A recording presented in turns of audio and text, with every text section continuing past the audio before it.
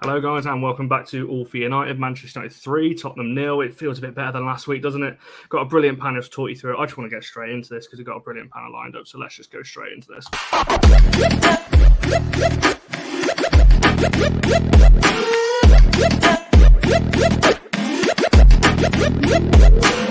Click subscribe to get daily Manchester United content from Passionate Reds, only on All for United.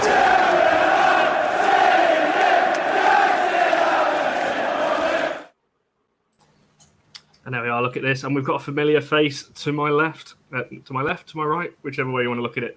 Look at this panel we've got lined up. Hopefully it's a positive one today because it can't get any worse than we got last week. So let's just dive straight into it. We've got a couple of comments. Brown Knight, you always come in with it. You're very consistent. I'll give you that with the what did I miss. So hopefully you watched the game. Right, I'll go to each of you then just to kind of start with. Let's go all the way back. I don't know what time it was, 4:30. Lineup came out. There was a lot of backlash when that lineup came out. I've got to be honest. And I was a bit unsure as to why, because it's kind of the formation that people have been crying out for. So, Temi, I'll come to you first. Great to have you back on the channel. How did you feel when you saw that lineup? Were you confident going in, or was it something that you wanted to see? No, I wasn't. My bad. No, I wasn't confident by any means when I saw the lineup. I did expect the back three, but I expected more changes for sure. Like I would have dropped a lot of players from that Liverpool game. I think we dropped 2 players. We dropped Mason. We dropped Marcus. I would have dropped Harry Maguire. I would have dropped Luke Shaw. But anyway, that's besides the point. I expected the 3 at the back. But it was solid. I mean, I'm surprised that Ollie hasn't tried to do that in some big games this season. In seasons prior, when we face big teams, he's used that 3 at the back, and it's kind of worked for him. If we remember against PSG last season, we did it against City a couple of times, and he had success. He got results from those from that back 3. So first half wasn't great on the ball. Second half was a lot better, but again, Spurs were awful, absolutely awful. I could not believe what I was watching and how poor they were. But again, to answer your question, yeah, the 3 at the back was expected, but I would have dropped a lot more players after what we saw last week. Yeah, I don't think too many would disagree with that. Marcus, obviously, me and you have been talking all week kind of about what formation. I think we all kind of agreed that he probably would change it up. I agree with Temi. I thought we would have seen more personnel changes. Did the lineup surprise you, or did the system surprise you, or was that kind of what you thought you'd go for today? The lineup in terms of the personnel didn't surprise me, but the back 5 definitely surprised me. And the reason why is because I didn't think Ollie would go with that. I thought this was an opportunity for him to show how brave he is. This was an opportunity for him to just go for it.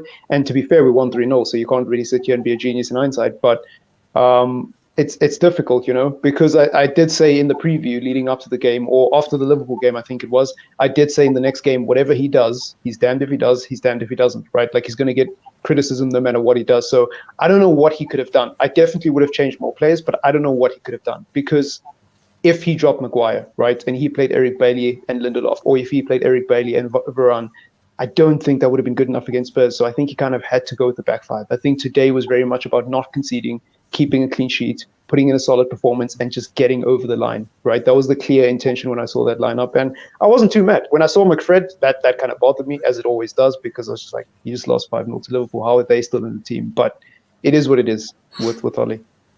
I think that's the thing that you said there. If we'd have lost, I think we'd all be on here going, why did we play like that? I'll come back to kind of individual players in a moment. Henry, on the lineup itself then, same question to yourself. Were you surprised? And do you agree with Marcus? Obviously, it was about keeping a clean sheet today. That's probably why we didn't see the likes of Tellez and Dalot as fullbacks. Yeah, I think the first priority was to make sure that there was a 0 on the end of the Spurs score. And that's, again, that's completely fair enough when you're a manager under pressure. The first thing is making sure you keep a clean sheet, because if you don't, the pressure mounts on you regardless of whether you score 2 or 3 or 4. The pressure will still mount on you because you've conceded the goal. The Varane one, for me, bringing him back in was critical. He was, I'd argue, the best player on the pitch. I know Ronaldo is fantastic going forward, but Varane was the most calm, the most composed. He was the one that was the leader in the middle, and I think Solskjaer made the right call in the sense that playing him in the middle of that and allowing him to control what's going on around him is probably the best idea. you have Maguire there, and he's probably a bag of nerves after the Liverpool game. So personnel wise, he made the right call. There's been kind of exterior pressure on Solskjaer for the start of the season because he's got so many attacking players, and I think there's a feeling from his side that, well, I've got to cram them all in somehow. I've got to put them all in the side because I've got so many of them. And, drop in Greenwood and Sancho and, put in, Martial wasn't even in the squad. So you've got to make these difficult calls, as we've seen, with Chelsea. Chelsea rotate their squad, but Tuchel has a squad that he tends to stick with in terms of it's a little bit more defensive, but it's more effective. So results define football. And I'm not going to do the whole we're back nonsense because we were playing one of the worst sides. I'd argue one of the worst sides in Europe in terms of the top leagues.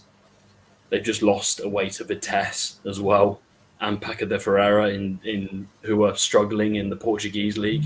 This Spurs side, they're bad. They are bad.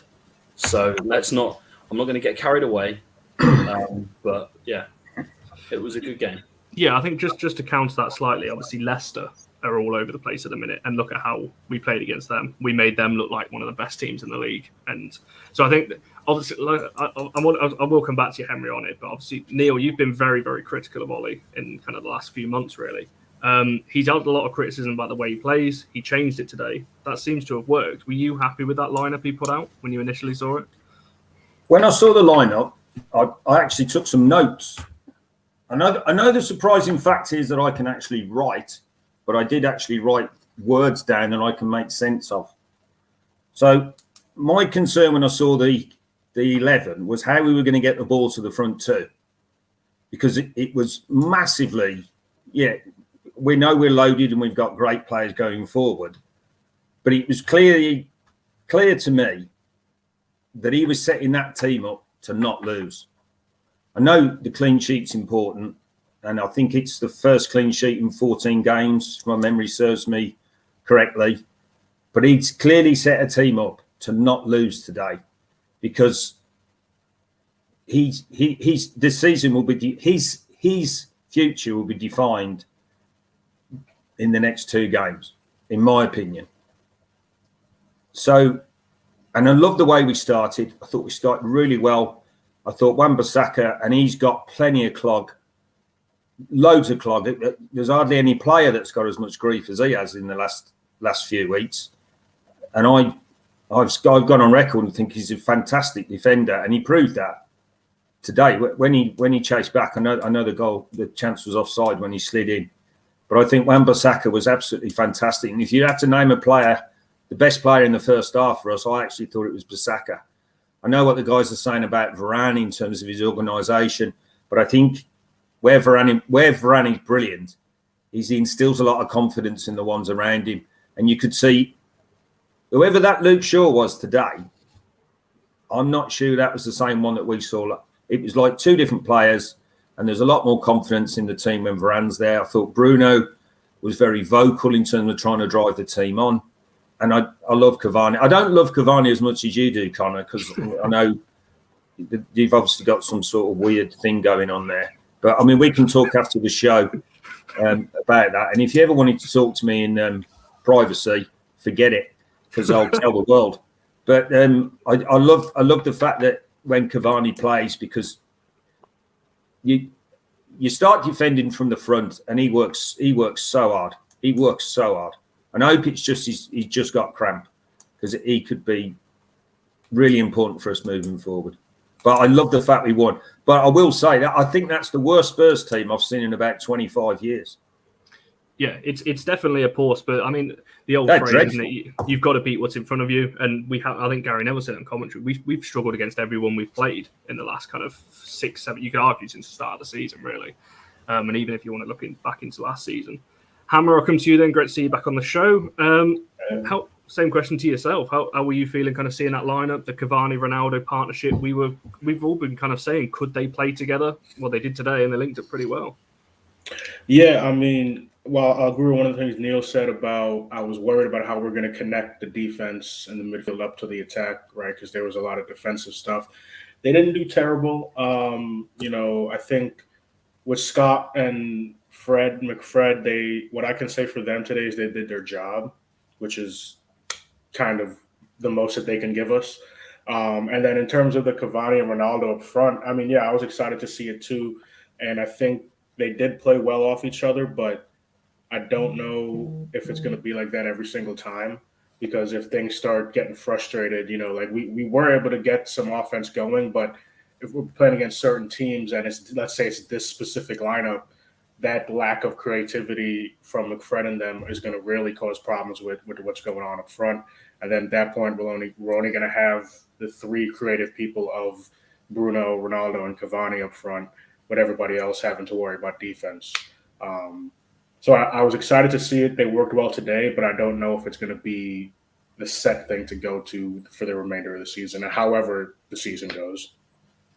Yeah, I think we've all kind of said that, haven't we? That it's good for today. Is that sustainable for the season? It's difficult, isn't it? Only time will tell. We'll tell obviously on Wednesday when we play Atalanta, and is it Wednesday or Tuesday? And obviously next Saturday against City, how we played. John, good to see you back in the comments. Temi put a brilliant tweet out about this as well. Why the media aren't talking about Harry Kane? They're just not, are they? If that was Pogba or Martial or somebody like that, the media doesn't play for us. on them. Well, yeah, I wouldn't disagree with that. One player I just wanted to mention to start with then, obviously I know we're going to talk about Varane, we'll talk about Ronaldo and Cavani a bit later, but one player I feel like had a brilliant game today and kind of went under the radar was McTominay in the middle. I agree with what everyone was saying in terms of the progressing the ball forward from the midfield, and to be fair, this is what I said. I think you need one of them in there, in McTominay and Fred, but I don't think you need both of them. McTominay progressed the ball quite well. I thought was good under pressure. Tammy, I'll come to you first on it. Can you see those two, if we play this system moving forward, is it going to be those two, or can you afford to drop one of them and get maybe, I don't know, could Lingard play in there? Donny maybe? I'm not too sure. No, and I don't think it will be sustainable long-term playing McFred with a back three. I mean, against better sides when they're going to be playing better football against us, I just don't think they have the skill there to progress the ball forward. Like you said, McTominay, he was good today. Like he's been pretty poor for the past couple of weeks. So I think he had a decent game. I wouldn't say a great game, but I think he had a decent game. Did what he was supposed to do. Like Hama said, and no, to answer your question, if we want to play a back three, we need someone who can retain the ball. So the likes of a Matic in there, I think will be way better than those two. And we saw it immediately as soon as he came on, made an impact. And again, to that point of McTominay and Fred, they're just not good enough. I mean, on a week-to-week basis, they just are not good enough for Manchester United football. Like you said, you can play one of them, but as a pairing, more often than not, when we face another midfield, we are at a disadvantage. And it's hard to win games that way. It's hard to win games when you look at the other midfield and they're playing three and we're playing two, and then the three that they're playing are better than our two. So we can't go into games continuously playing them. You know what I'm saying? It just doesn't make sense in my opinion. Again, Spurs were hopeless. I can't emphasize how poor they were. Like, who was in midfield? Skip, Højbjerg. They were miserable. They were absolutely miserable today. And we're not good. Atalanta has way better midfielders than Spurs do. I mean, way better midfielders. So if we think that this is a game that we can kind of take as a blueprint into the next game, we will be sadly mistaken. I won't be shocked if he plays a back three again and might run the same team back with maybe one or two changes. But no, McTominay and Fred, not sustainable by any means. Yeah, I think the job of the midfield too, isn't it, when you play a back three, is just to cut the play up and progress the ball forward. And I do agree with what you were saying. I think, like I said, McTominay was definitely the better out of the two. But if you come up against a better team on the day, let's say, obviously, if we are going to adopt this moving forward, I think you probably could look at somebody else in there. Maybe a Matic, maybe a Donny who can retain the ball a little bit better. Marcus, same question to yourself, really. Obviously, what were your kind of thoughts on that midfield too? Because I'm interested to hear everyone's thoughts on it, because I think the last couple of weeks, I do feel like they have been scapegoated a little bit. Our kind of pressing from the front has exposed McTominay and Fred a lot more than people think. So we know Ollie's love for those two. Do you think if we continue playing this, that it's still going to be those two, or is this a way in for somebody like Donny potentially to finally get some game time? Yeah, I think there's no doubt that Ollie, for whatever reason, prefers McFred, so we'll definitely continue to see them week in, week out. But the cynic in me really starts to think, like, does it really matter if you only play one of them? Because I hate to make it about the coaches. That's not really what I want to do, and I don't want to be negative. But at the same time, if we don't change the way we play, we're going to have this problem regardless of whichever midfield pairing we play, right? Because if you look at Wan-Bissaka, you look at Luke Shaw, they're not really the best going forward. So you can't really rely on your width. You're relying on your central play. So you need two midfielders who are going to be consistent when they're getting pressed up. You need midfielders who are going to be consistent, passing through tight spaces, getting out of a bit of a difficult situation. And I don't know if McTominay can do that. Now, credit where credit is due. McTominay, I think he did play okay today. He did really well today. Well, he did as well as you can when your job is just, energy, passion, and desire. But no, he did well. He did well. And I think you can only beat what's in front of you at the end of the day. And I would love to sit here and be like, oh, it's just Spurs. They were awful. But I didn't think we were going to win today. So the fact that we won today, for me, is already higher than, my expectations. So I've got to give credit where credit is due. But I just don't know. I don't know what else Ollie can do, because I really haven't seen a difference when McTominay has played, when Van der Beek has played, when Matic has played. I haven't seen a huge difference because of the way we play as a team. So I don't think it matters at this point. I don't think Ole knows what he can do. Yeah. Not to be Tim, a dick. Fair point. Is that what? Tim, you look like you were going to jump in on the back of something. No, yeah, I just 100% agree. If we take just this season, I mean, it's been years, but if we just take this season as, as the use case, right? We've played Matic and Pogba and gotten spanked. We've played McFred and gotten spanked. We've played Matic and Fred and had tough time. Like, it's deeper than who we play. You know what I'm saying? Like, if we come against a team who is together, who is disciplined, knows what they're doing, more often than not, we are going to be struggling in that game, right? Obviously, Spurs, this is the first team I've seen this season that looks more disjointed than us. Like, we smacked Newcastle, right? But we're just better than them. Like, we're just exponentially better than them, right? But they didn't look disjointed by any means. Like, this Spurs team, everything, I mean, was the only person who looked like they wanted to play was Son. Everybody else, they kind of just said, fuck it. So, I mean, yeah, we're not going to see that against Atalanta. We're just not. They're going to come back healthier. They missed, I think they had like 4 or 5 starters out against us. Like, they're going to come back healthier, and they looked well drilled and well run. So, again, I'm just echoing Marcus's point. I don't think it matters who we play in midfield. Honestly, we're more often than not at a disadvantage. I think, and it was a very good point Marcus made. Henry, I'll come to you on this one, obviously, if you want to talk about the midfield as well.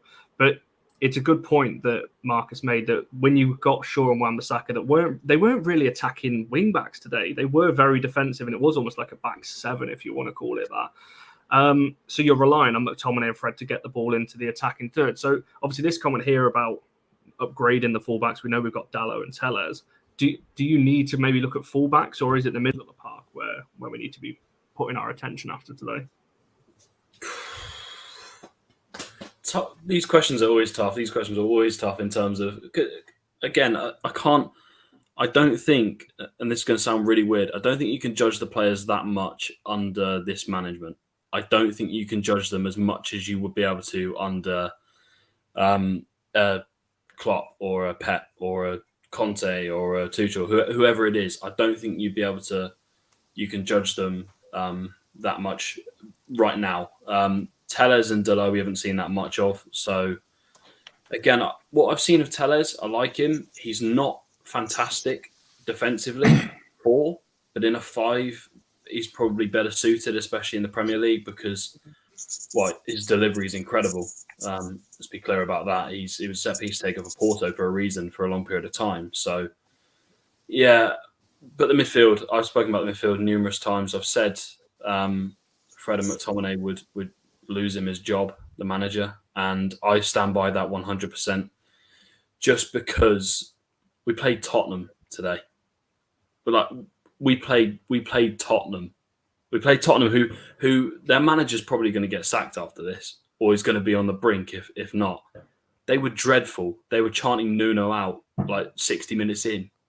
It's terrible. It's a toxic club, and we're playing against them, and now some people will get a little bit carried away. And I've seen the comments of, it could be a massive turnaround for Ole Gunnar Solskjaer. Even if we play like that against a side like City, we'll be in trouble. Honestly, we were good. We weren't great though. We were effective, but we weren't fantastic defensively. We weren't absolutely sublime.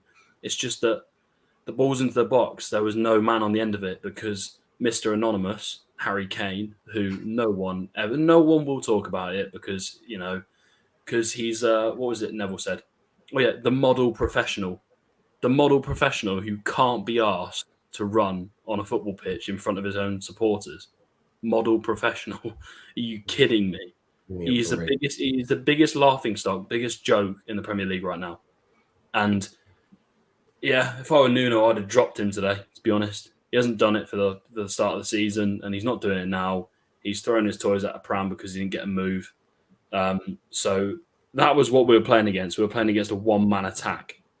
So again, I wouldn't be able to. I can't judge a game, a season off this one game and say it's going to be a turnaround now, because Atalanta play a 3-5-2 and they've played it for years. So if we play like that against them, it's going to be a lot more difficult than it was today. So, yeah, that's spot on. He wasn't even a statue. I genuinely did not see him. He lost the ball a few times and he was getting booed. He was getting booed by his own fans. He is a disgrace. He is a disgrace to the English national team as well. Because if that's the guy supposed to be leading us out and helping us in the big games, then God help us. Thank God we signed Ronaldo over Harry Kane then, right? Neil, I want to come to you on the midfield because you are very, very vocal about McTominay and Fred. Obviously, they had a bit more cover today because of 5 defenders behind them. So they're not going to get as exposed as they normally would. I'll let you just take the floor on how you thought they did today and whether we could see that. Well, probably will see them moving forward, but how they did today. I think I agree with what Temi said earlier about the Fred McTominay, and I think we've seen enough of it to know that it's not going to win us the league, which is what I demand out of my club and what I've been used to for the 20-year pit. I mean, I remember when we got relegated, but I'm used to us challenging and building a challenge. I don't think McFred can win us the league. I think with the system of 3 at the back, if that's the way he's going to go, I think we'd need some more flair in there. So whether Pogba gets a second chance, whether he can flourish in that sort of system, we just one really, really top class. I mean, every single one of us has been crying out for a proper holding midfielder, an Ndidi or a Basuma or either one of those two. And then you wouldn't have to. I don't think you'd have to play the McFred axis. I think you could just play one top class holding midfielder, and then drop. It might be Donny. It might be Donny. He decides to play in there, and then he plays the 2 at the top. The midfield. I mean, if the Spurs midfield walked down the road, walked past you in the street, you wouldn't recognise them, would you?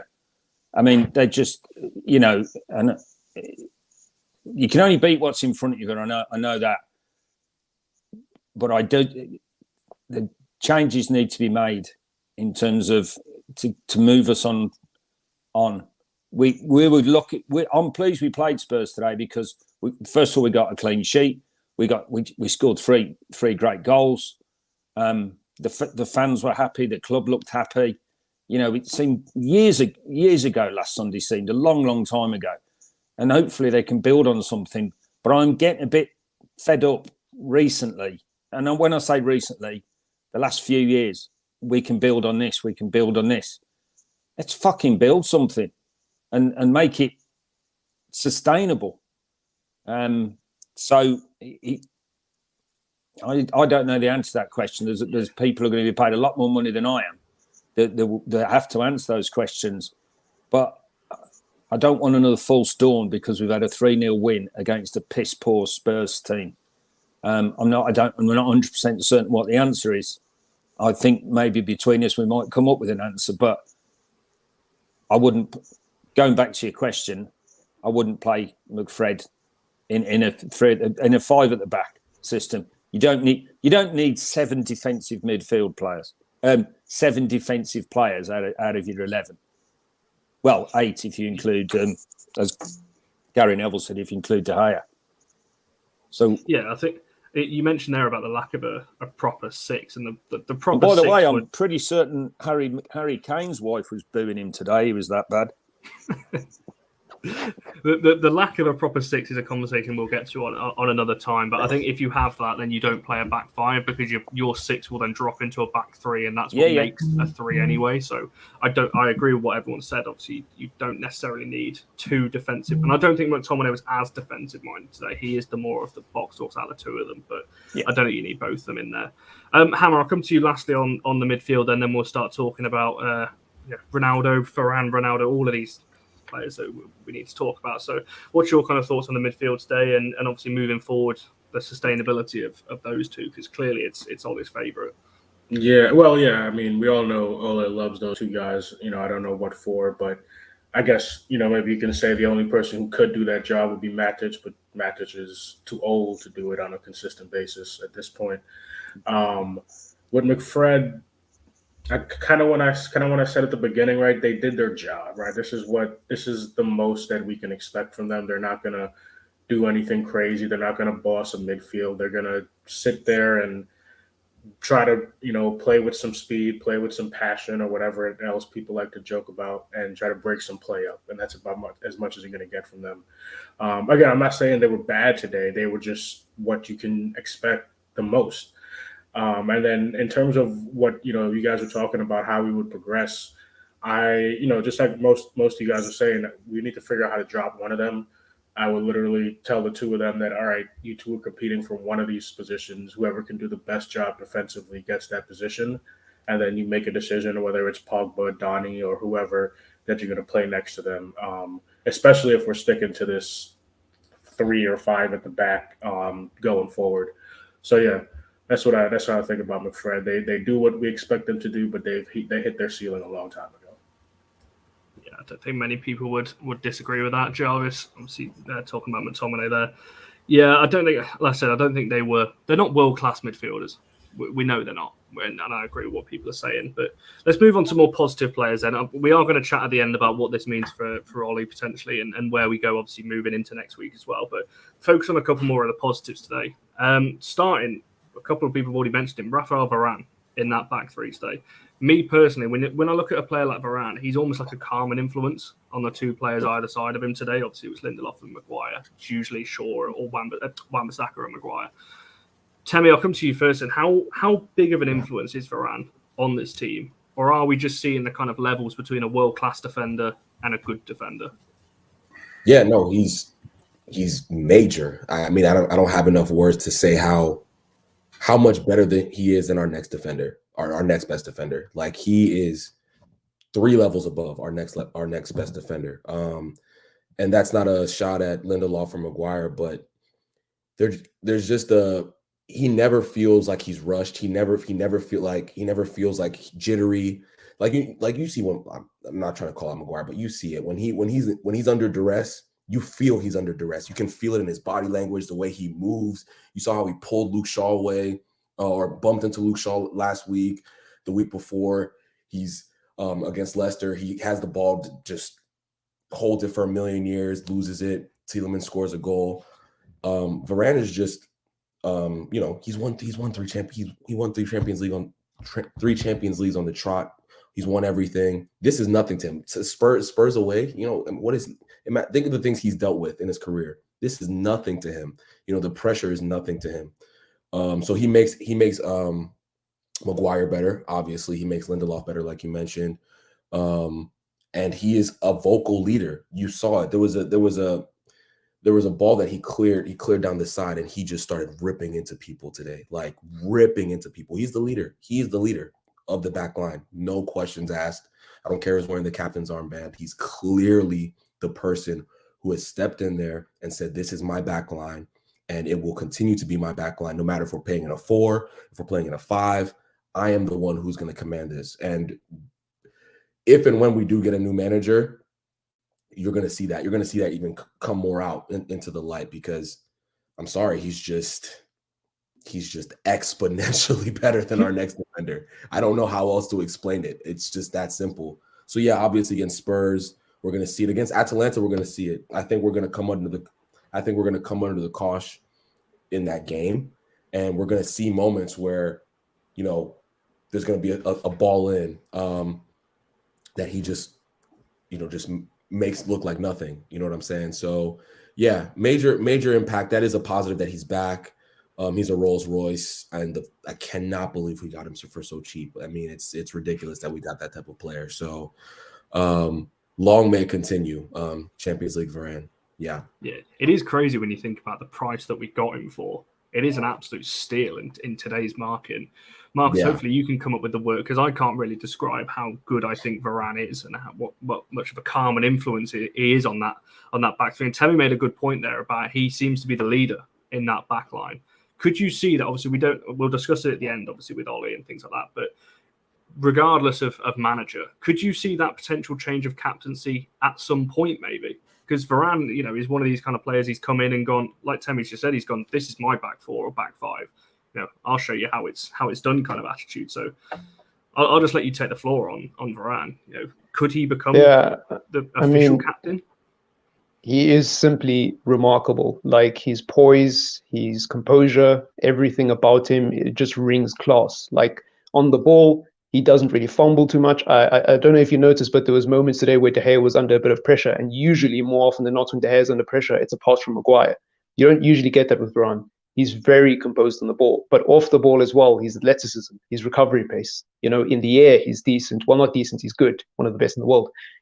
He's just such a well-rounded defender. On top of that, he has positional awareness. So he doesn't just have the brawn, he has the brains as well. He's everything you want in a defender. Sometimes I look at Lindelof and I feel sorry for him because I feel like he has the brains, but he doesn't have the body to quite execute. He's not as strong. And I look at Maguire, he is strong sometimes, but sometimes the positional awareness is not there, especially in recent weeks. He just loses track of his runner. Like Varane is a combination of those two defenders and more. And the fact that he is at our club is amazing. And to your point about a change of captaincy, I don't really know because I feel like if Maguire does get stripped of the captaincy, whether it's under a new manager or, under Ollie for whatever reason, I think it would probably go to Ronaldo. But beyond that, maybe, yeah. And I would be a fan of that because obviously Rafael Varane is my favorite player at the club.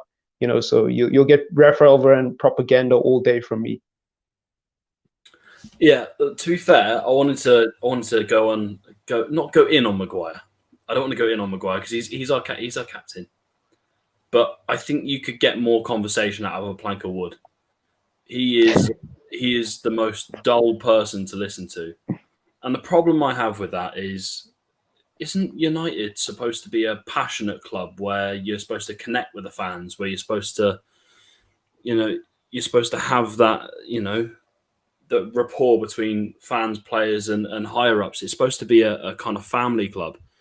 And hearing those interviews midweek, I mean, it's obviously pre-game, so we're obviously still nervous about what's going to happen during the game. And it's the same old, we need to bounce back. We need to do this. We need to do that. And it's so scripted, and I'm tired of it. I'm tired of listening to it. So we need, seeing Varane giving people a bollocking on the pitch was fantastic. And giving Maguire a kick up the arse, this is a guy that cost £80 million, Maguire. I know English tax means that it's probably 75 million more than it should have been. But, it just seemed utterly ridiculous paying that, sticking him as straight as the captain, and then getting this dross out of him week in, week out. He churns out the same crap every time. So when we lose a game, it's every time we need to bounce back. We've had a good week of training. We need to bounce back. Well, I'm not expecting you to come out and say we've had a crap week of training. We're awful. We're going to lose. So stop with the boring stuff and show a bit of passion, show a bit of desire. I want to look at the captain and think, he'd be willing to punch someone in the face on the pitch if they made a slight mistake, which is what Roy Keane would have done. Yeah. And sorry, Karen. No, sorry to cut you off, Henry. I just saw a comment that's just so. I see Jarvis said, "Let's be clear. When Maguire was appointed captain, he was the best option, but now he's not. He was not the best option. No, he was absolutely equivocally not the best option to be captain. He had won absolutely nothing in his career, not one trophy. Marcus Rashford has more trophies than Harry Maguire. He was not the best option, and that's what's like. Ollie is married to this man. He was his biggest money signing, and he made him the captain. And it just mirrors Ollie's career. That's Harry Maguire, up and down, up and down. He has good moments, and then he has absolutely horrendous moments. I mean, absolutely horrendous moments. And it's just the proof is in the pudding. I've been saying this for years now, and now people are starting to see it. He is average. He's a very average football. I disagree slightly. I will just jump in quickly, and then obviously I know I can see Neil's got his hand up there waiting patiently. But I think I will say I think the reason why we're seeing what we're seeing from Maguire now, especially today, if you just want to take today's example, like I said, I think Maguire is a good defender, but I think you're seeing the difference between a good defender and a world-class defender, and I think that's why Maguire doesn't look as good because he's got Varane next to him who is so good. It's making Maguire look worse, if that makes sense. Neil, I can see you really want to jump in on this. I'll let you go. Right. Joe's quote that's on the screen here. Don't normally agree with Joe. No, I'm only joking, Joe. But he's bang on there. In this country, or it seems to be the only country that really gives a damn about the captain's this, the captain's that. In the European leagues, the captain is normally the oldest player or the one with the most caps. The players should be motivated enough so that they should motivate each other all the time, regardless of who the captain. And Joe's right. It's just the PR people said, well, this is what we want you to say. You say this, you say that, everything. We've had boring captains over the years and won stuff. I don't give a damn if he's boring or not. I don't give a damn what he comes. I care about what he does when he's on the pitch. And I think he's been rushed back too quickly because Ollie was. I think you're right. Ollie is married to him. I think they rushed him back too quickly after his recent injury, and it got massively found out against the bin dippers. And then, he still needs to come back. He's also had the Euros, so he's probably not had a proper foot. I'm not making an excuse. Well, I am making excuses. It's obvious. But it's catching up with him. And please, can we stop? The people call footballers world class. That's a big thing to say about any footballer. And the nearest genuine world-class footballer we've probably got at the moment is probably Varane, because he does instill that certain something. But I don't believe that there's... I mean, I think Cavani's world-class. I think Ronaldo's world-class. But I don't think there's any other players in the squad that are proven at the world-class thing that they talk about. It doesn't bother me whether or not just play your bloody heart out and play it like you mean it and like you give a shit. Because a few of us in this group got into it last week. Me and my new good friend Stu. I think you're all aware. But we had more. We've got some passion for this club, and sometimes today there seemed to be a bit of passion. It goes back to that, hopefully something to build on and all that sort of stuff. But I don't care who the captain is. I really, really don't. I don't think it's that important these days. I think because they should all want the game as much as the person next to them. Yeah, Hammer, do you agree with that? That Varane is, probably the closest to world class that we've got at the moment. Yeah, Varane.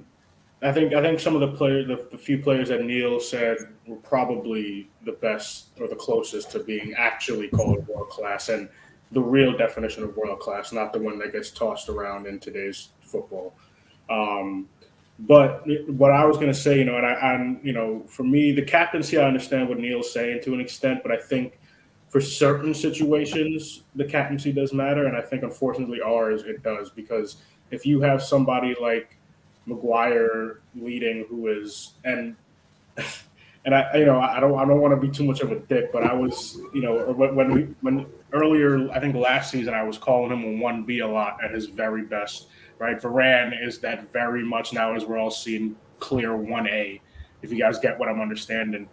Understand what I'm saying in terms of that rating. And, I think a lot of people love Maguire and gas him up a little bit more than he needs to be. And probably Connor's comparisons is the best, is that he is a good player. He's not a great center back. He's not an amazing footballer. He's a good footballer.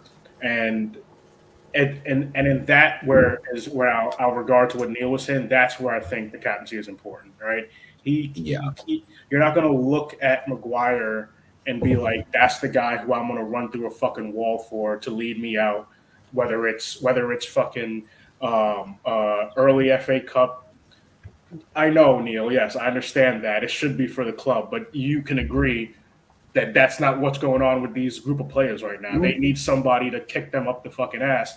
And like we were seeing today with Varane, right, I think you guys were all talking about, Temi brought up an example. There was another one that I saw where he cleared one on the near post, or he cleared a cross on the near post. No Spurs player was there. There was nothing dangerous, but he was still fucking pissed because people weren't where they needed to be and people weren't pressing, and the cross came in easy. That's the type of person that we need to wear the armband for this group of players right now. Yeah, and I see a question from Karthik. He said, "I'm intrigued as to who, was the best option." So again, I agree with what Neil and Hammer are saying. The captaincy isn't that important, but you just can't. You have to have a baseline level of qualification. I mean, a baseline level. You won a trophy. You've gotten in the top 4. You've not been relegated 4 times. Like there's I feel like there's baseline level of standard to be a Manchester United captain. De Gea should have been, even though is he a vocal leader? No, but he's respected in the changing room. You know what I'm saying? De Gea has won a league title. He was our best player of the year 5-6 times. I mean, even if he's not he has a cachet to him. Maguire had absolutely nothing to his name, and that's not a disrespect to him. It's just the truth. When he was with Leicester, they finished 9th both seasons. Before that, 4 relegations to his CV. There's just no way you can make somebody like that a captain. De Gea, you can say Matic wasn't playing that much. As a club captain, you don't really have to play you don't have to play that much, right? But you're the club captain. People look up to you. That's it. That's all I'm saying. It didn't have to. Young was the captain in his final years, sitting on the damn bench at the time. Exactly. The reason De Gea it wasn't the captain is, remember Ollie's first full season, we lost 2-0 to Newcastle, right? We lost 2-0 to Newcastle. I think it was away. Remember the ginger kid scored from Newcastle. Longstaff. Yeah, Longstaff. Uh-huh. And then De Gea comes out and absolutely and he was wearing the captain's armband that day. Absolutely berates the team. Said I remember I was getting asked what's the problem at Manchester United? He said, I don't know. We can't do any. He was just going in on the team.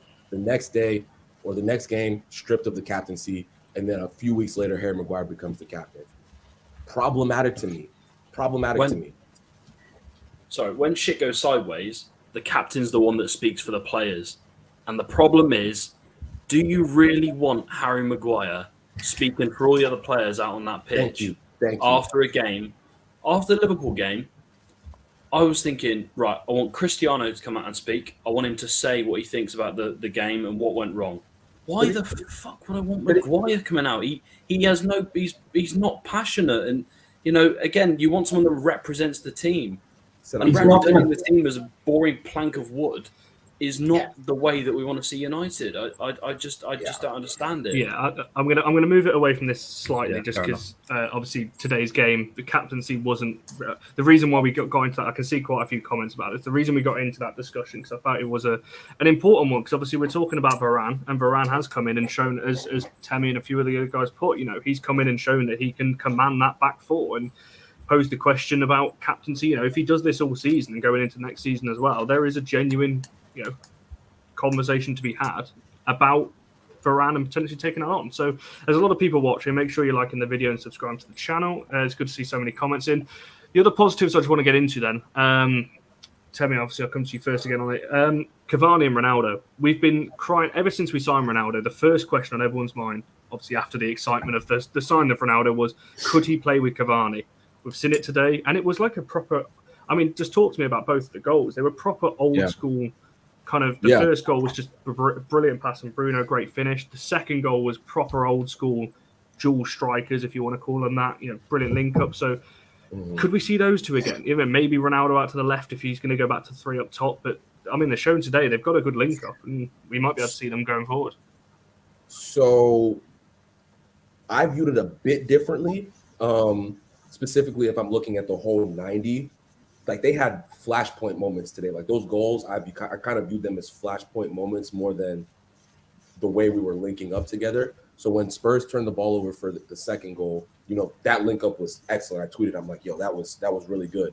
But again, it kind of came off of a mistake. Spurs were disorganized, and we benefited off that. The third goal, kind of the same. I've been one who said pretty consistently, I can't see Ronaldo and Cavani playing together consistently and us winning consistently or at least playing well. And I kind of still stand by that. I would need to see it again. I think there were more flashpoint moments. I think that if we played with, I still don't know what the formula is. I'm going to be completely honest. I need to see it with a different staff. But again, going forward, they're probably going to play again in champ. I wouldn't be surprised if they played again together, midweek. But I'm still not 100% sold. Even though we did have great moments, I don't know if that front two, because they both prefer to be relying on service. If that makes sense, they want to get the ball fed into them. They don't really want to be playing 1-2s off of each other. If that makes sense, they want to be in the box, hunting for goals. So I don't know if that necessarily is a formula that will be successful for me long term. Marcus, obviously, same for yourself. There was a lot of people kind of questioning, and Gary Neville, I think, made the point. There was quite a few people making the point. If those two start as a front two, look at our bench. You've got Greenwood, Rashford, Sancho missing out. That's not even with Pogba can play on the left. Martial not even in the squad. We've got a lot of attacking players. If you're relying, if you're playing those two as a front two, you're limiting kind of your wingers that we've got. Can you see those two move? Because like I said, they played well today. I agree with what Temi was saying. I think they had moments of brilliance together. But again, I said this a lot today. Is that sustainable? Ronaldo and Cavani as a front two? I was avidly against this front two partnership. They have slightly changed my mind today, but it's only because of moments, really, right? We're Moments FC. But I think there's two main reasons why they can't work long term. The first reason, and the obvious reason, is fitness, right? Can they play 90 minutes week in, week out together? That's the first problem. The second problem is a tactical issue. A better team will be more organized. They'll pack the middle. They won't give us the space in behind to kind of get away with the easy through balls. And so we're going to be relying on service. Those are two strikers who are very similar. They very much need service. They're very strong in the air. We saw it with Cavani today. He had a few moments where he could have, pushed it towards the goal and he was just off, right? And he showed his excellence in the air today. We need more of that. I think that's one thing Wan-Bissaka did well is feed Cavani in the first half. We need more of that. If they are going to work as a front two, we really need to put in more crosses. Otherwise, it's just not going to work. And it just won't be sustainable against a Man City, against a Chelsea, against a Liverpool, or even against teams that play a very solid low block, some of the weaker teams in the Premier League. It will not work. They do not have the pace. They do not have the legs, in my opinion. And I just don't see it. Plus the obvious problem of having a surplus of attacking players on the bench. Hammer, do you share that view? Marcus very strongly said that this won't work against the bigger, against like the likes of City and things like that, or teams like that. Do you agree with that? Well, I agree in terms of adding on to it. Yes, I don't think it'll fully work, but also this type of team is not going to work against those top teams, right? Like you're not going to be able to hope that, and just let's add in Bruno up there with them, right? You can't hope that Bruno, Ronaldo, and Cavani get you a goal or two against City, against the top team, against if we progress and keep doing whatever semi well in Champions League, right? When you get to certain levels, that you can't have three offensive people and that's it, right? It's just not going to be able to be stable. And then also, I'm going to bring it in, and I know that I think it qualifies for Cavani, and some people don't want to talk about it with Ronaldo because of how great he is at keeping in shape and all that type of stuff. They're both 30-something. I think at the beginning of the game for the announcers I were watching, their combined age is almost 70. Like that's not going to work for an entire season when your two top attackers combined age is almost 70, right? So it's just they're going to have to figure out how to get some of the youth that we have in our attack in. Rashford, I think it was Ugly Bear commented, Rashford has been, he said, what did he say? He said ruthless. That boy has come back healthy and hungry as hell. And he's coming for a spot in that starting 11. So, no, I don't think the front two is going to stick around for a very long time. But I like that they were able to do something together because it shows that we can rotate the team and still have things flowing well in the attack, right? So let's say we go Ronaldo and Rashford, right? But one of them's having an off game, and you can bring Cavani in and see that it still works with pairing them up there. So, yeah, Hammer, you're right in the sense that personnel it doesn't matter in this formation really as much as people are making out.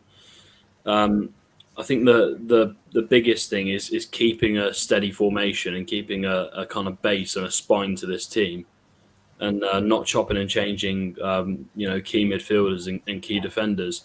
The rest, in terms of going forward, we've got so many options that we can rotate. If you want to play a more counter-attacking style, which this formation is, you can play any of those players. They're all hard-working.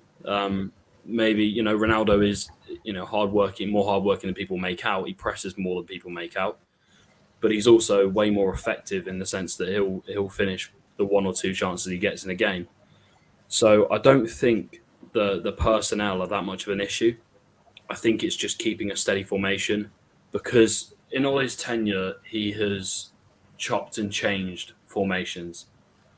And that's a huge, huge problem because, and I remember, I don't know when this comment was said, but it was one of Neville or Carragher. It must have been like a year ago or something. The best managers, they don't have a plan B. They just make plan A better. And the solution with Ollie is to have a plan A and to work on it week in, week out, so that the players know exactly what they're doing. And then the forward-thinking players, you've got positional sense then. And you've got every single player that comes into the side knows their exact role and knows where they're supposed to be on the pitch when you're defending and when you're in transition. And I think that, again, that is the key thing for me. Personnel, it doesn't matter. We've got so many talented players. We've got an abundance of talent. You could put Pogba in the role that Fernandes was in, or you can drop him a little bit deeper. And Fred was playing. He wasn't playing a 6 today. He was playing a little bit further forward, which he does for Brazil. And that's the first time in a very, very long time I've seen him play 8 for United. Well, and lo and behold, he let a shot go with his left leg. That was a shot. It got saved, but that was looking nice. Exactly, and this, Jesus, fireworks are going mad outside. This is what people don't get, is that he is good for Brazil going forwards. He gets assists. He chips in with goals. He used to get goals for Shakhtar. He's a better player going forward than he is going the other way. I think if you utilise him in the right way, he's been called a donkey and he's been called this and he's been called that. The reality is, if you play Ronaldo centre-back, he's probably not going to do very well. So if you keep chopping and changing players and putting them in the position they're not used to, they're probably not going to do as well. So we need to find a key formation. Sorry, real quick, because I know Neil wants to go. If that's true, then that means besides Matic, we have no defensive midfielder or holding midfielder at the club. You don't need 3. You don't need 4. No. I'm saying, but that means. Yeah, I know what I'm saying is everybody likes to say Scott's better box to box, and if what you just said is true, that Fred plays better for Brazil because he plays a little further up. Yeah, Matic is the only holding midfielder we have at the club, and that's even more of a problem. Sorry to be negative, but you don't need it doesn't shine out as a problem in that 3 because you've got 3 players there instead of 2, so it doesn't shine out as a huge issue, and that's why I think he'll stick with this formation, just because he looked so much more solid defensively, and we didn't look crap We didn't look nervous. We didn't look all over the place when Son was running. We didn't look a wreck, which is what we normally look like with a back four. So I think he'll stick with this. I think he'll have to, because if he doesn't and goes to a back four, you never know. In a couple of weeks, his job could be over. Sorry, that's all I want to say. I think he'll flog this system to death to keep his job going, because it worked today. I'm pretty certain he'll go as long as everybody's fit. But I think he'll keep playing the same system. I think he'll do it. He'll probably do it against City, which I'm not sure. I don't care what system you could play against City. Some days I do worry about that game. But I think it's time sensitive as well, because he's got one season left of Cavani, so this is it. If the season doesn't go too well, is it beyond the realms of possibility that Ronaldo says, "I'm done. I've made my money. I'm not," and we're outside the Champions League, etc., etc. So, hopefully they're looking at what they're going to do. What sort of strikers we're going to have for next year, or do they stay with the strikers that we've got within the club, which possibly the way I'd go, I think, at the moment. But I think he's going to slog. He's going to keep going with his system and get the best he can out of it for while it lasts. I will say I am somebody who believes that no matter how these next few games go, his job's done. But I guess that's a different conversation for a different time. Yeah. Well, it's a conversation we'll go around the houses because they're coming up to the hour mark. I'll say, if you are watching, make sure you like the video and subscribe to the channel.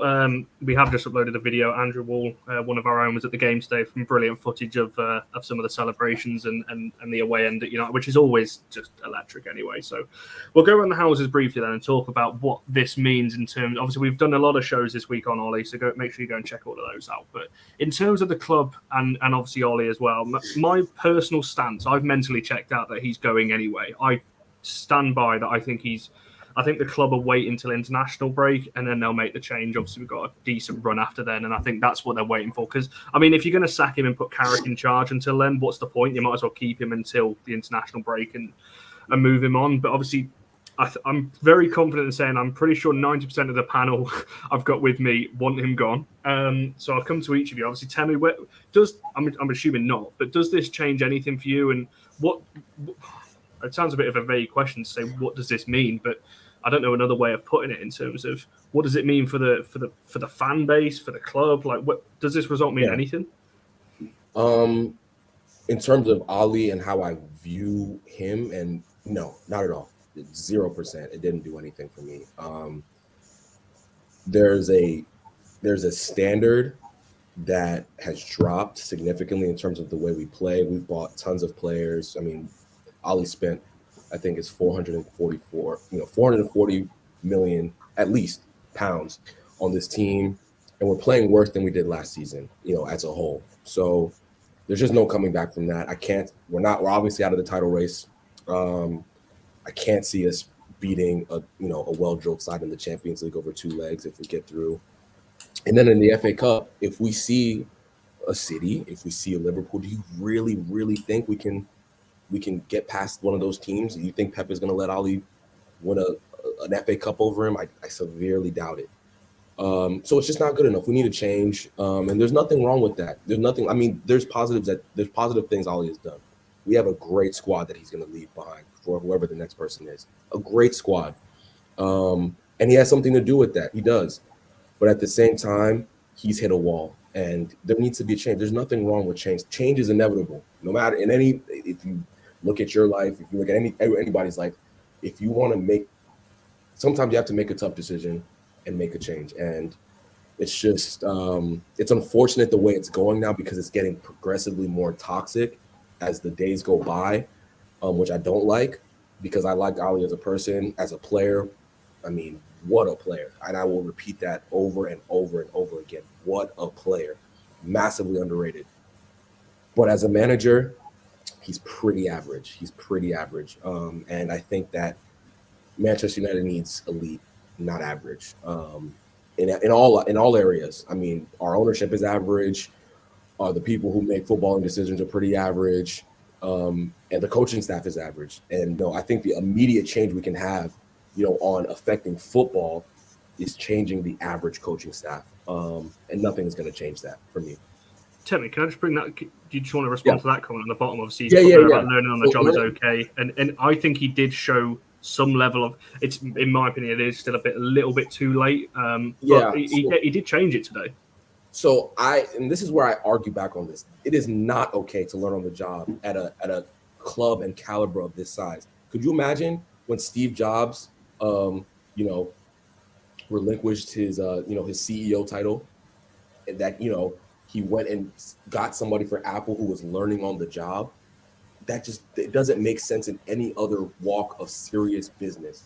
This is a very binary thing. This is zeros and ones, right? Learning on the job at Manchester United Football Club. I'm going to repeat this.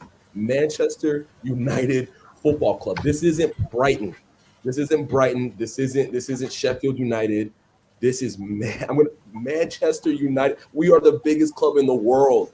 And you want the person who is running the show to be learning? That doesn't make a lot of sense to me, personally. Yes, and I think the argument for a lot of people who are, staunchly still waiting on Ollie is, we tried Louis van Gaal, we tried a Jose Mourinho, and it didn't work.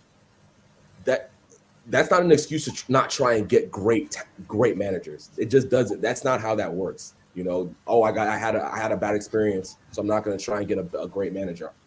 No, there has to be a baseline level of accomplishments. If you want to hire a young manager who's at least shown, okay, I've gotten to a Champions League semifinal. I've taken a team who was, struggling and made them good. There's no evidence of that with our current coaching staff. So, again, I'll just reemphasize learning on the job at the biggest club in world football, and I don't think any of us would argue about that. Yeah, I don't believe that's acceptable. Yeah, Marcus, obviously I'll come to yourself with the same question, and obviously, like I said, I've made my point clear on it. I'm probably one of the people that, because I'm not out there and publicly saying I want him gone, because I'm just not. I wasn't like that with any manager. So I get a bit of stick for sticking up for him sometimes, which is fine. Everyone's got their own opinions. Obviously, you've doubted Ollie for a while. I think we've discussed as well about changing systems, and like I just mentioned there, he has done that today. Is that enough for you to give him? Obviously, there was talk of regardless of results today, that he'd be sacked today. Obviously, we've won the game today. How does this change anything for you? And how much time do you think he's got potentially? Is it, like everyone's saying, international break, or do you reckon further than that, maybe to January? You're on mute, by the way. Sorry. In terms of Ole Gunnar Solskjaer, I don't think it changes anything at the moment. I don't think one result suddenly changes anything. First of all, we've seen him play a back five before, so today isn't evidence of anything new. It's actually evidence of something old. We've seen him revert to a back five when he's under pressure. So I don't want people to start pushing this narrative. Oh, Ollie tried something new today. He gave you Conte. No. We've done this before. Let's get that straight. But I'm not going to sit here and call him a Wally. I'm not going to sit here and call him a PE teacher, because I don't do that. And to your point, I think there's a frustration with people who don't outwardly come out and say, oh, I want him sacked today. I want him, there's no point. Why would I waste all that energy? There's no point. And up until now, it hasn't really felt like there's going to be a moment where he actually is going to get sacked, in my opinion. And the frustrating thing is there's no clarity. I don't know when he's going to get sacked. I don't know how much time he has left. It almost feels like people are sitting in the boardroom going, let's wait and see what happens after Atalanta. And that's a very childish mindset for a club the size of Manchester United. It's like we don't have a plan. We don't have a clear vision of where we want to go. And if the manager deviates from those standards, we just kind of roll with it, like, let's just see if he can turn it around. And that's really, really, that's the frustrating thing for me. And that's why I couldn't truly enjoy today's game. Not because I hate Ollie, not because I have something like personal. No, there's no personal agendas. What really frustrated me about today is the whole game I was thinking to myself, so is Ollie at the wheel again now? Is it #21 again now? I'm confused. I don't know how to feel anymore. And that's the frustrating thing. So I don't know how long he's got. I honestly don't know. It is a good point you made, because, like I said, I'm one of the firm defenders of Ollie, and I'm fine with having me and Temi have debates on Twitter, and it's fine because I know that there's no kind of personal agendas in it. But yeah. I do, like I said at the start, I've mentally checked out that he's leaving. So watching today, it was a bit weird, wasn't it? You're almost like, so what does this mean? Like, is he like what? And I think I've always kind of thought ever since the Liverpool game that the club have, I agree with you, because of the owner, we know it's going to the owners, but because of the structure we've got, they've gone, oh shit, no, now what do we do kind of thing. Let's just ring up every manager out there and see who's available kind of thing. So, Hammer, I'm interested to get your thoughts on it, because I don't think you've really put yourself out there on social media or in our group chat or whatever on your kind of thoughts on this. Yeah. Where do you stand on this then? Are you the same as Tammy and Marcus? Or? Yeah, somewhat. I think I only tweeted once because there was when like the early stages of all the wild shit like that was going on Twitter and everything with and post Liverpool. And my thing was, I think at this point, and Temi kind of said he hit a wall, right? Ole himself, was it a couple years ago or was it last season? I can't remember. I remember there was some time where he said he's building a squad for if it doesn't work out for him, he's not just leaving shit for the next manager. He's leaving something. He wants to leave something that the next manager can work with if he does leave, which I think we're getting to that point. And yeah, I think it just goes that Ole has hit his ceiling, right? We've had the great moments. We've had up and down moments. There were some fun times, right? PSG, the night, right? All that. But his ceiling doesn't seem to be good enough to win trophies. And this team, which we all talked about not a little bit at different points during this show, this team has a lot of talent in it. It has talented players, whether you want to rate them world-class to good to whatever. It has talent throughout the squad, and it should be performing a lot better. So my thing with Ole is it's been a fun ride, a fucked up roller coaster ride. But I think he's hit his ceiling. He's rebuilt some things to the club, rebuilt the squad, but it just doesn't seem like his coaching ability is going to take it to where we all expect Manchester United to be. Yeah, I wouldn't disagree with that. Henry, I'll come to you in a second. Marcus, there's a question for yourself here about when you were talking there about we have no plan. Are you referring to the coaching setup, or are you referring to kind of the overall structure of the club? Oh, yeah, the overall structure of the club. It feels like the overall structure of the club, we do not have a clear standard for our managers. Example, if you're at Chelsea, if you're at PSG, if you deviate from a certain standard, if you drop below a certain position in the table, you're sacked. No matter how harsh it is, you're sacked.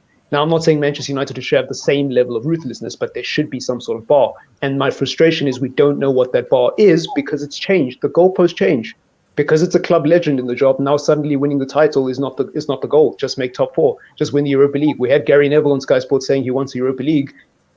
When did that become the standard? Because I thought under Jose and Van Gaal, it was the league title. I thought we were Manchester United, the biggest club in the world, under those two managers. So that's my frustration is what is the goalpost? And are we going to keep changing it every manager, or are we going to set a standard as a club and say, guys, this is what we're doing for the next 5 years, regardless of the manager? Then I'll be happy. Then you'll never hear me complain ever again, because I'm not the type of person to waste my energy saying this guy needs to go or this guy needs to go when there's a bigger problem. Yeah, I do actually I find myself weirdly agreeing with you, even though I don't really agree. It's kind of a weird point you made there, because I think we can all agree, Ollie has made, I think we've all kind of said it, the squad that the next person inherits, whoever it is, whenever it is better than what he inherited. So definitely deserves. Henry, I'll just come straight to you on it. Where do you stand on this? And like I said, same question, has today changed anything?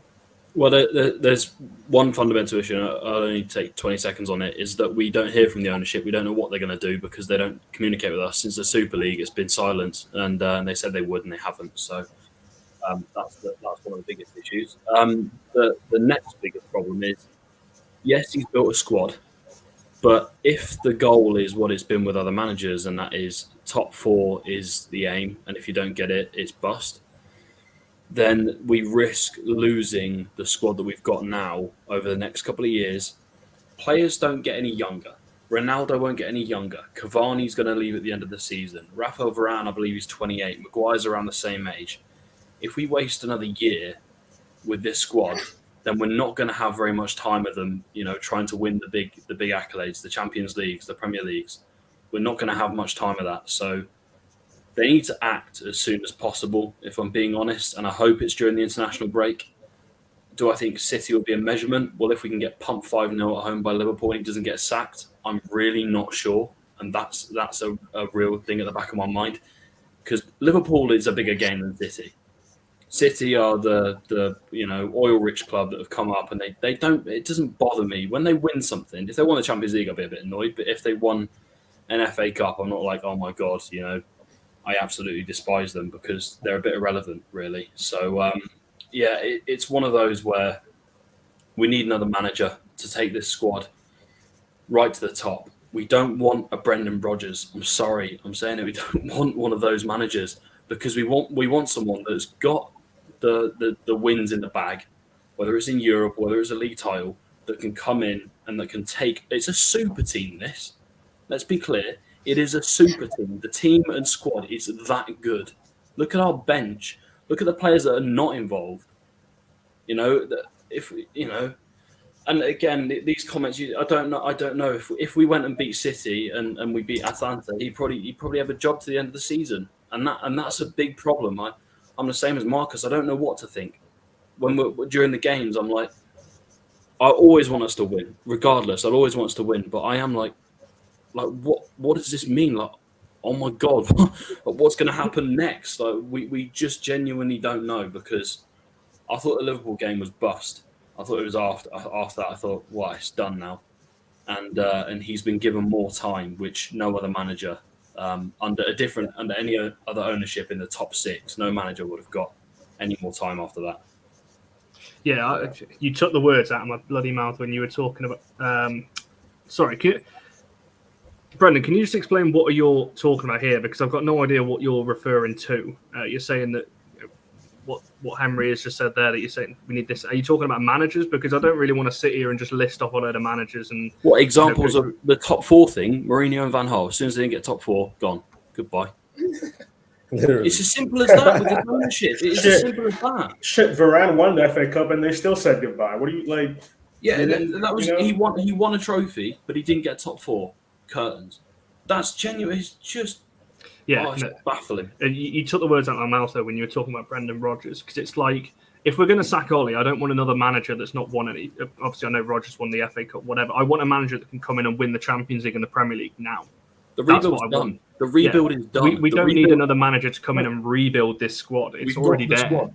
Yeah, got the squad. Now win something, for God's sake. Do you just want to quickly answer that one then? What, a certain type of manager? A serial winner, not someone who's won one FA Cup. For God's sake, a Conte who comes in, he'd win you a league title within a couple of years. Yes. You know, if you bring in even a Ten Hag who's won league titles at Ajax, you want someone that's going to come in and win something. For God's sake, but this English manager bias, this Brendan Rodgers crap, forget it. Absolutely forget it. They're not good enough. It's an upgrade on Ollie, but respectfully, guys, that doesn't take a huge amount, does it? It doesn't take. You could get an assistant manager from one of the top four clubs. We could get Arteta, and he'd probably do a little bit of a better job, if I'm being honest. So there is a huge fundamental issue. We need a top coach to come in and win with this team, and then we'll be happy. Neil, I'll come over to yourself then, because you are probably the most vocal when it comes to Ole Gunnar Solskjaer, so I'm really interested for you. How long have you got, World? How long have you got? Strap in, this might get bumpy. Well, Timmy knows my opinion on Ole, because we did shows. That's how long ago I've been not on Ole's side. Now, I've been slaughtered for it, but I said it from day one. I've been saying it. We've got the wrong manager. I'm hoping that Temmie's next dog is either called Luis Enrique or Poch. I'm just saying, I'm not telling you it should be, but that's my opinion, because give them the budget that the last two managers have had at our club and the way they work with youth players and bring youth players through. I think that's the sort of thing that I want from a manager, and the football would be terrific. I love Ole. He scored one of the most important goals in our club's history. But it's no reason to keep him in the job when I clearly think he's in way over his head. And if you know, we're 40-1 to win the league. I've just checked. We're 40-1. Liverpool are third favourites at 5-2. And they dicked us last week. They're 5-2. Man City are favourites, and then it's Chelsea, which is the tip. If I was going to have a bet, I'd definitely bet on Chelsea. City are odds on to win at Old Trafford next week. Odds on. We're 9-4. So if you want to earn yourself some money, 40 quid gets you 130 back. No one I'm looking at here is going to put any money on United beating City next week. I might. You just no. Well, the last time I told you to have a bet, Connor, you didn't. I did, and so did my friend Callum. So we lumped on at half time against Atalanta when we were 11-2 to win. I love the guy, but he just doesn't look like a Manchester United manager to me. And I know that we've had nothing from the board, but what about from Darren Fletcher and Murta? What are they? What are they doing, and what are they? They've got nothing from them two.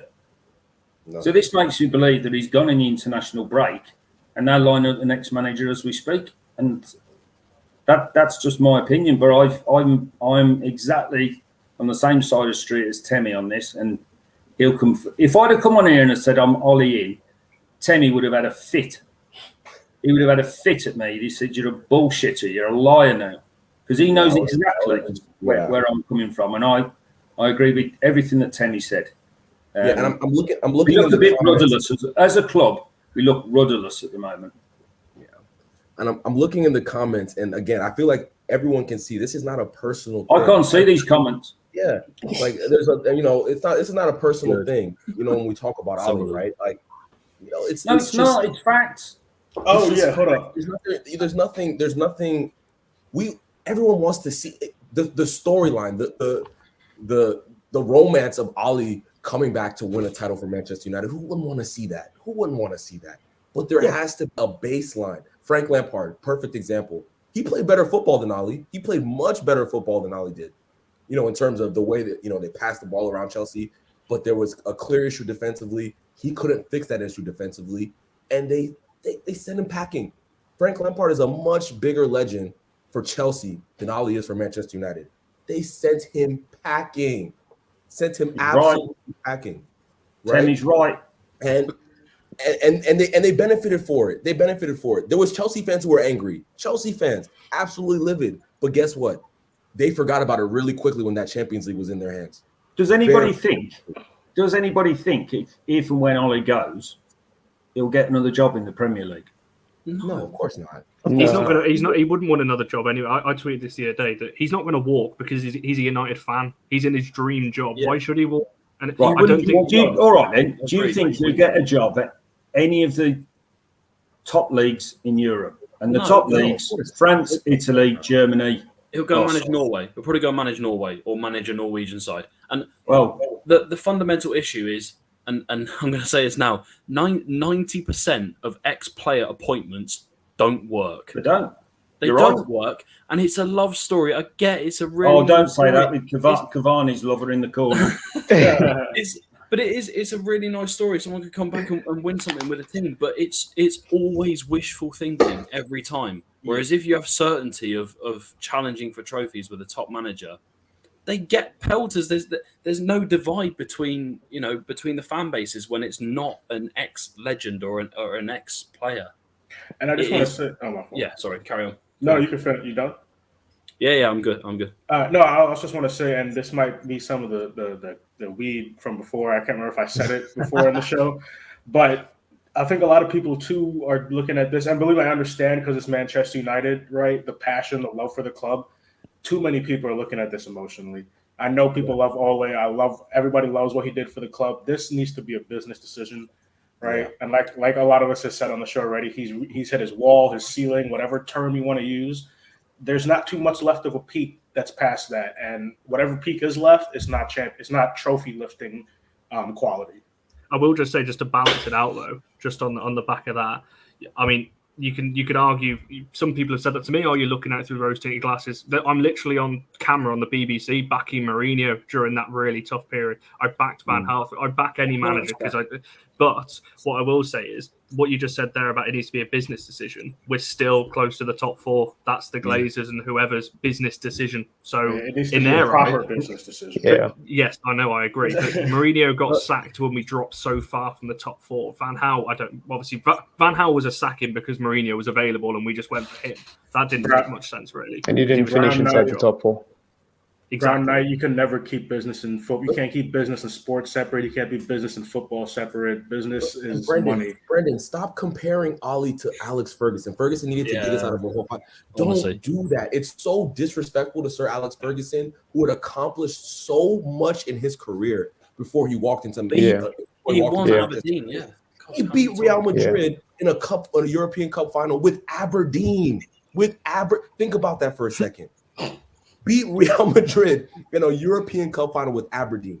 Don't disrespect Sir Alex Ferguson by trying to compare what his struggles were in the beginning of his Manchester United career to what we are dealing with now. Ollie, did he win a league? I think he won a league title in Norway.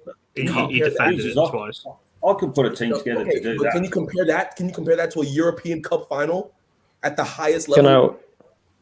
Can I also just say the thing that annoys me the most about the entire, Fergie and Ollie comparison, like the club was in a completely different place to then, right? Like when you've spent the amount of money that Ollie has spent and you apply the context of how good our team is, it's not the same as Alex. It can't be. It's 30 years apart. It's like football has changed.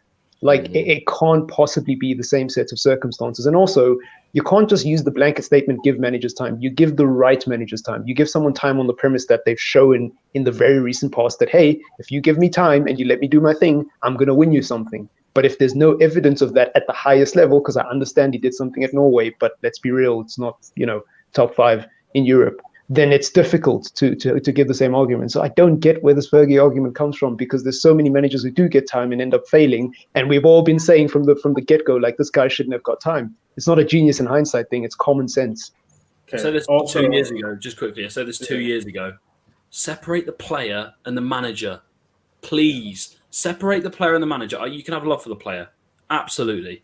To be fair, he talks about how he was a player at United more than I can believe. Yes. But separate the player and the manager, and then you'll have your answer. Because if you do that, you look at it objectively as a United fan, and you think, what's best for the club?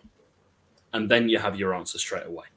Yeah. I think this debate could rumble on for hours and hours. I am going to have to draw it to a close. We're coming up to 90 minutes, lads.